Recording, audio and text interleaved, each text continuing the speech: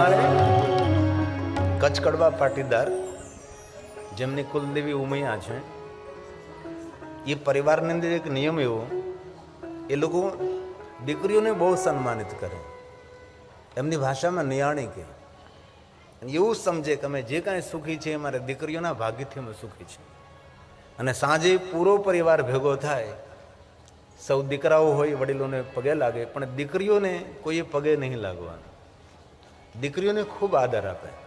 કચ્છ કડવા પાટીદારોમાં દીકરીઓ પ્રત્યેનો આદર, પુત્રીઓ પ્રત્યેનો પ્રેમ એક અનેરો મેં જોયો છે. અને ભગવાને આપણને જો દીકરી આપ્યો હોય તો એટલું યાદ રાખજો, એ ભગવાનનો આપણા પરનો વિશ્વાસ છે કે અમને દીકરી હું આપું, આ દીકરીને સાચવી લઈશ.